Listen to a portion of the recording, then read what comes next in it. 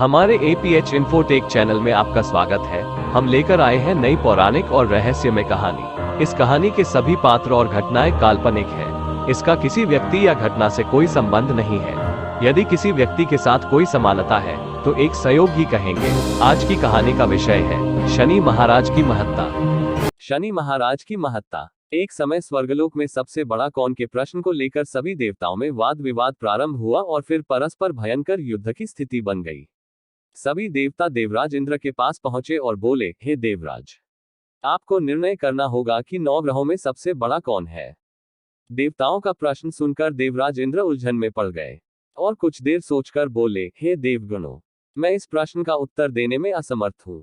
पृथ्वीलोक में उज्जैनी नगरी में राजा विक्रमादित्य का राज्य है। हम राजा विक्रमादित्य के पास चलते हैं क्योंकि वह न्याय करने में अत्यंत लोकप्रिय है। उनके सिंहासन में अवश्य ही कोई जादू है कि उस पर बैठकर राजा विक्रमादित्य दूध का दूध और पानी का पानी अलग करने का न्याय करते हैं। देवराज इंद्र के आदेश पर सभी देवता पृथ्वी लोक में उज्जैनी नगरी में पहुंचे। देवताओं के आगमन का समाचार सुनकर स्वयं राजा विक्रमादित्य ने उनका स्वागत किया। महल में पहुंचकर जब देवताओं ने उनसे अपना प्रश्न पूछा तो राजा विक्रमादित्य भी कुछ देर के लिए परेशान हो उठे, क्योंकि सभी देवता अपनी अपनी शक्तियों के कारण महान शक्तिशाली थे। किसी को भी छोटा या बड़ा कह देने से उनके क्रोध के प्रकोप से भयंकर हानि पहुंच सकती थी। तभी राजा विक्रमादित्य को एक उपाय सूझा और उन्होंने विभिन्न धातुओं स्वर्ण, रजत, कांसा, तांबा, सीसा, रांगा, जस्ता, अभ्रक व लोहे के 9 आसन बनवाए।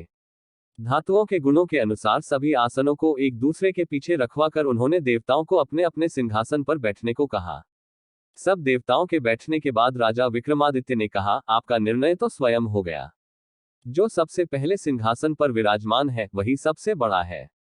राजा विक्रमादित्य के निर्णय को सुनकर शनि देवता ने सबसे पीछे आसन पर बैठने के कारण अपने को छोटा जानकर क्रोधित होकर कहा, राजन, तुमने मुझे सबसे पीछे बैठाकर मेरा अपमान किया है।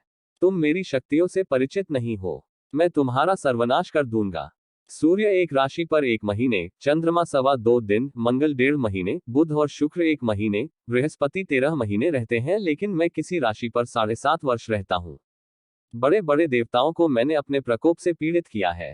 राम को 7.5 के कारण ही वन में जाकर रहना पड़ा और रावण को 7.5 के कारण ही युद्ध में मृत्यु का शिकार बनना पड़ा। उसके वंश का सर्वनाश हो गया। राजा, अब तू भी मेरे प्रकोप से नहीं बच सकेगा। राजा विक्रमादित्य शनि देवता के प्रकोप से थोड़ा भयभीत तो हुए, लेकिन उन्होंने मन में विचार किया, मेरे भाग्य में जो लिखा होगा ज्यादा से ज्यादा वही तो होगा। फिर शनि के प्रकोप से भयभीत होने की आवश्यकता क्या है। उसके बाद अन्य ग्रहों के देवता तो प्रसन्नता के साथ वहां से चले गए, लेकिन शनिदेव बड़े क्रोध के साथ वहां से विदा हुए। राजा विक्रमादित्य पहले की तरह ही न्याय करते रहे। उनके राज्य में सभी स्त्री पुरुष बहुत आनंद से जीवन यापन कर रहे थे। कुछ दिन ऐसे ही बीत गए। उधर शनिदेवता अपने अपमान को भूले नहीं थे। विक्रमादित्य से बदला लेने के लिए एक दिन शनिदेव ने घोड़े के व्यापारी का रूप धारण किया और बहुत से घोड़ों के साथ उज्जैनी नगरी में पहुंचे। राजा विक्रमादित्य ने राज्य में किसी घोड़े के व्यापारी के आने का समाचार सुना तो अपने अश्वपाल को कुछ घोड़े खरीदने के लिए भेजा। अश्वपाल ने वहां जाकर घोड़ों को देखा तो बहुत खुश हुआ, लेकिन घोड़ों का मूल्य सुनकर उसे बहुत हैरानी हुई। घोड़े बहुत कीमती थे। अश्वपाल ने जब वापस लौटकर इस संबंध में बताया तो राजा ने स्वयं आकर एक सुंदर व शक्तिशाली घोड़े को पसंद किया। घोड़े की चाल देखने के लिए राजा उस घोड़े पर सवार हुआ तो वह घोड़ा बिजली की गति से दौड़ पड़ा। तेजी से दौड़ता हुआ घोड़ा राजा को दूर एक जंगल में ले गया और फिर राजा को वहां गिराकर जंगल में कहीं गायब हो गया। राजा अपने नगर को लौटने के लिए जंगल में भटकने लगा, लेकिन उसे लौटने का कोई रास्ता नहीं मिला। राजा को भूख प्यास लगाई। बहुत घूमने पर उसे एक चरवाहा मिला। राजा ने उससे पानी मांगा। पानी पीकर राजा ने उस चरवाहे को अपनी अंगूठी दे दी। फिर उससे रास्ता पूछकर वह जंगल से बाहर निकलकर पास के नगर में पहुंचा। राजा ने एक सेठ की दुकान पर बैठकर कुछ देर आराम किया। उस सेठ ने राजा से बातचीत की तो राजा ने उसे बताया कि मैं उज्जैनी से आया हूं। राजा के कुछ देर दुकान पर बैठने से सेठ जी की बहुत बिक्री हुई। सेठ ने राजा को बहुत भाग्यवान समझा और उसे अपने घर भोजन के लिए ले गया। सेठ के घर में सोने का एक हार खूंटी पर लटका हुआ था। राजा को उस कमरे में अकेला छोड़कर सेठ कुछ देर के लिए बाहर गया। तभी एक आश्चर्यजनक घटना घटी। राजा के देखते देखते सोने के उस हार को खूंटी निगल गई। सेठ ने कमरे में लौटकर हार को गायब देखा तो चोरी का संदेह राजा पर ही किया, क्योंकि उस कमरे में राजा ही अकेला बैठा था। सेठ ने अपने नौकरों से कहा कि इस परदेसी को रस्सियों से बांधकर नगर के राजा के पास ले चलो। राजा ने विक्रमादित्य से हार के बारे में पूछा तो उसने बताया कि उसके देखते ही देखते खूंटी ने हार को निगल लिया था। इस पर राजा ने क्रोधित होकर चोरी करने के अपराध में विक्रमादित्य के हाथ पांव काटने का आदेश दे दिया। राजा विक्रमादित्य के हाथ पांव काटकर उसे नगर की सड़क पर छोड़ दिया गया। कुछ दिन बाद एक तेली उसे उठाकर अपने घर ले गया और उसे अपने कोल्हू पर बैठा दिया। राजा आवाज देकर बैलों को हाँकता रहता। इस तरह तेली का बैल चलता रहा और राजा को भोजन मिलता रहा। शनि के प्रकोप की 7.5 पूरी होने पर वर्षा ऋतु प्रारंभ हुई। राजा विक्रमादित्य एक रात मेघ मल्हार गा रहा था कि तभी नगर के राजा की लड़की राजकुमारी मोहिनी रथ पर सवार उस तेली के घर के पास से गुजरी। उसने मेघ मल्हार सुना तो उसे बहुत अच्छा लगा और दासी को भेजकर गाने वाले को बुला लाने को कहा। दासी ने लौटकर राजकुमारी को अपन राजा के बारे में सब कुछ बता दिया।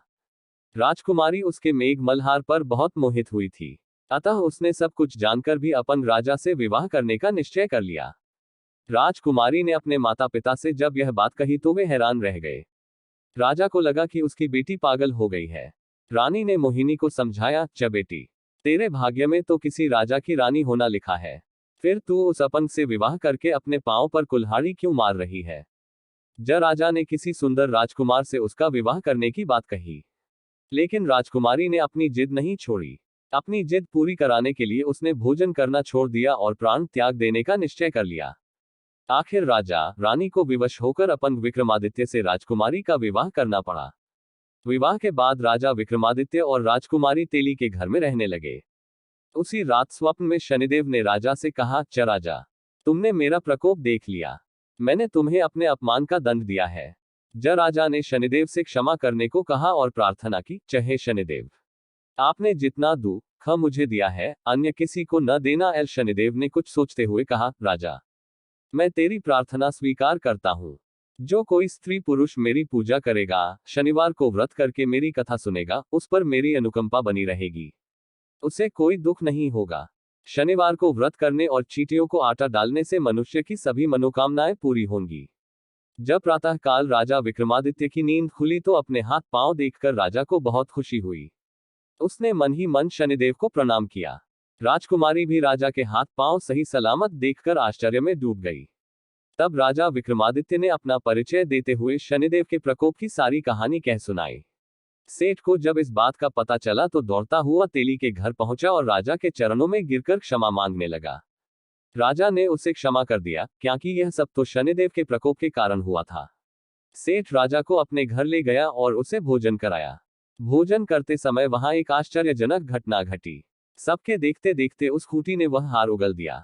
सेठ जी ने अपनी बेटी का विवाह भी राजा के साथ कर दिया और बहुत से स्वर्ण आभूषण, धन आदि देकर राजा को विदा किया। राजा विक्रमादित्य राजकुमारी मोहिनी और सेठ की बेटी के साथ उज्जैनी पहुंचे तो नगरवासियों ने हर्ष से उनका स्वागत किया। उस रात उज्जैनी नगरी में दीप जलाकर लोगों ने दिवाली मनाई। अगले दिन राजा विक्रमादित्य ने पूरे राज्य में घोषणा करवाई, शनि देव सब देवों में सर्वश्रेष्ठ है। प्रत्येक स्त्री पुरुष शनिवार को उनका व्रत करे और व्रत कथा अवश्य सुने। राजा विक्रमादित्य की घोषणा से शनिदेव बहुत प्रसन्न हुए। शनिवार का व्रत करने और कथा सुनने के कारण सभी लोगों की मनोकामनाएं शनिदेव की अनुकंपा से पूरी होने लगी। सभी लोग आनंद पूर्वक रहने लगे। अगर आपको कहानी अच्छी लगी तो लाइक, शेयर और सब्सक्राइब करें। धन्यवाद।